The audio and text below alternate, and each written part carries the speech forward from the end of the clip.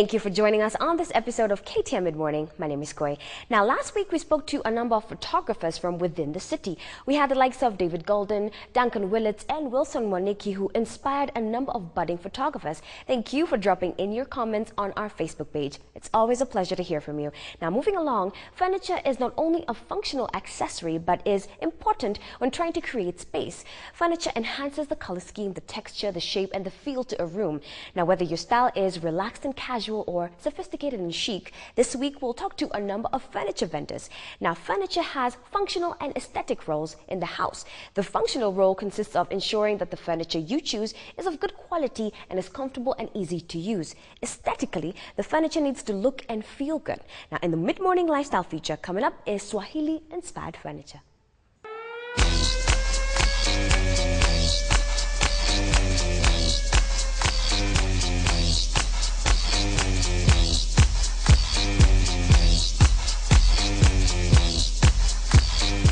We start the show at a three-dimensional exhibition of furniture that's made of hardwood.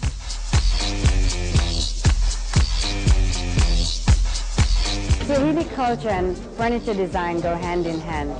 It has a history to it.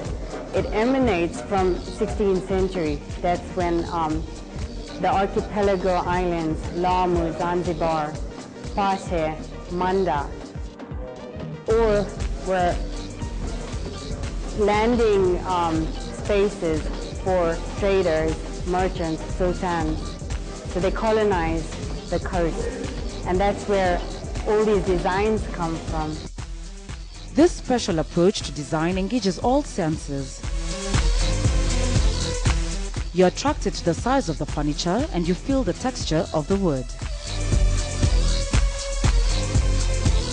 When it comes to carving, we travel the East African coast. We look at different books. We have a whole catalog of Zanzibar doors. Nowadays, it is illegal to purchase Zanzibar doors because they're considered a UNESCO heritage site. So we take those designs and make replicas.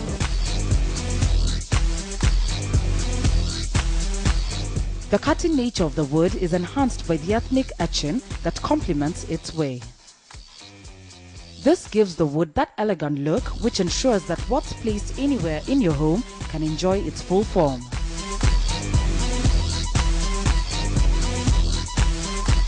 Through this design of furniture, we witness culture thrown into the modern age, where the contemporary chunky furniture is mixed with the prominent pattern of a coastal area. When it comes to designs, proportion plays a major role in ensuring balance. Chunky leg designs also make great centerpieces. The issue of home in relation to culture and taste is brought up by the repetitive pattern around the edges, making this furniture fit beautifully in both traditional and contemporary settings. It is very rare nowadays to walk into a store and find anything in solid wood or chunky furniture. Everything is small and made of veneer. And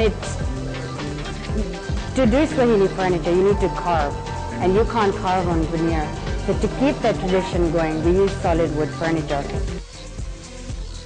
The issue of home in relation to culture and taste is brought up by the repetitive pattern around the edges, making this furniture fit beautifully in both traditional and contemporary settings.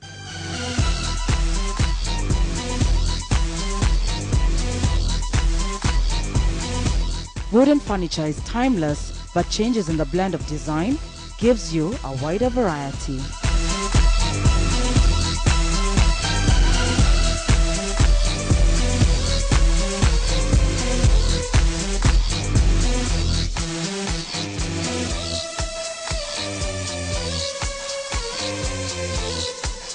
According to Wikipedia, a craft is a profession that requires some particular kind of skilled work.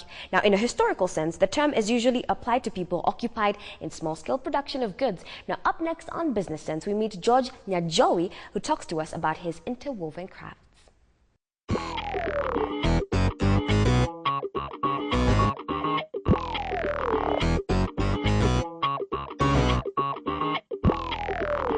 The quest for a beautiful house, usually one that is well adorned and exuding the perfect ambience, has seen many apply practical principles to interior house decoration.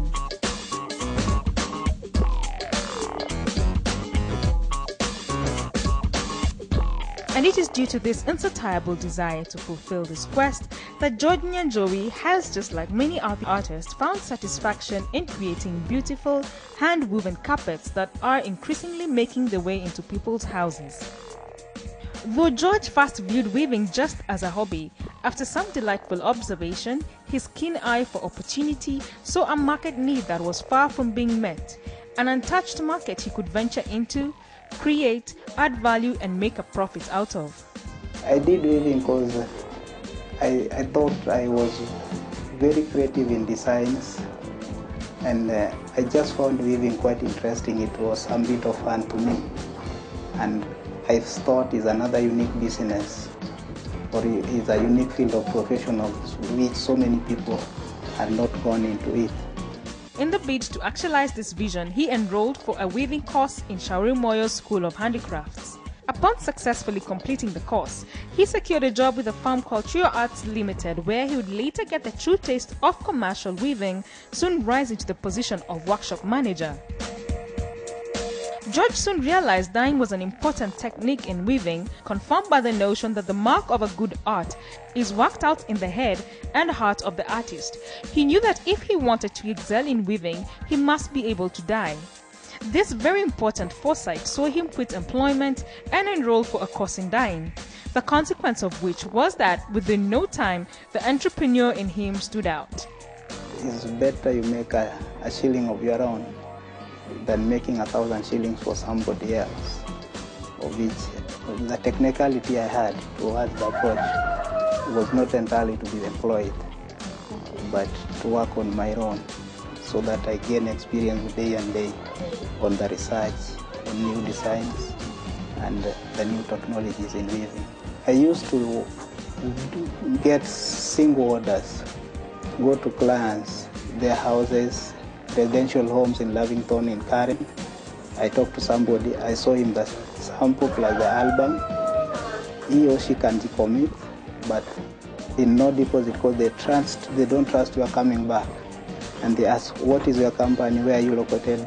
Then I say, oh, I have to go and register so that I have a company. Then I look for a location.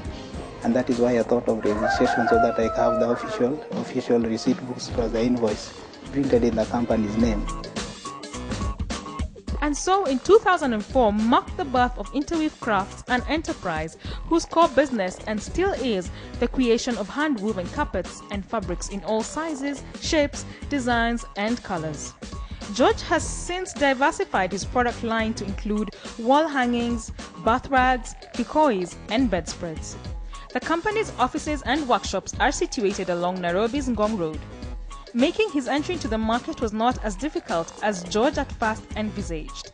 He took advantage of the fact that art is a necessity of life to serve his clients well by offering carpets with beautiful and noble designs.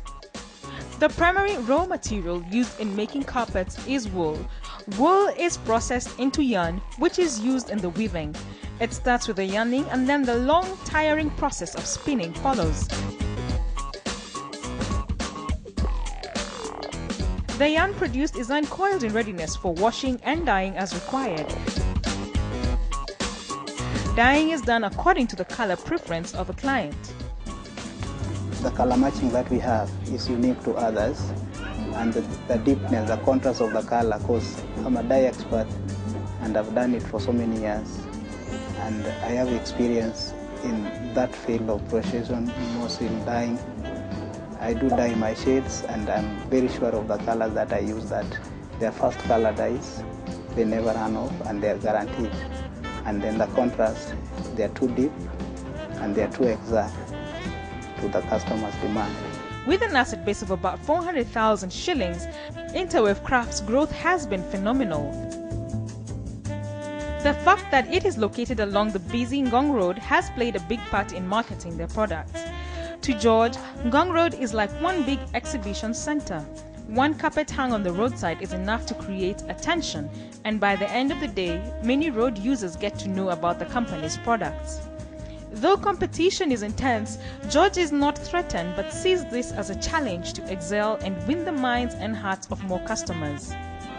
There are some people that are using the ordinary dye, of which they don't use the special wool dye, and they never even bother treating their yarn. Therefore, you can find such people, they are selling too low because they have some other shortcuts to this. But to convince a customer that that is a fake one or this one is really reliable, they say, no, that is a carpet, I need a carpet.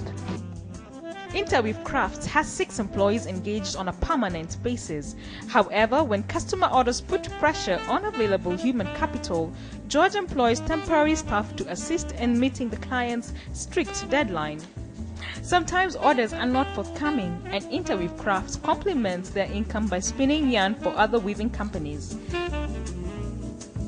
Not a regrettable business once you give it the right challenge, because once you do your work in a recommended way without any shortcut, even if you sell higher, people will probably come for it. George has a vision for Interweave Crafts well made out. He hopes to expand and become a force to reckon with in the world of interior design.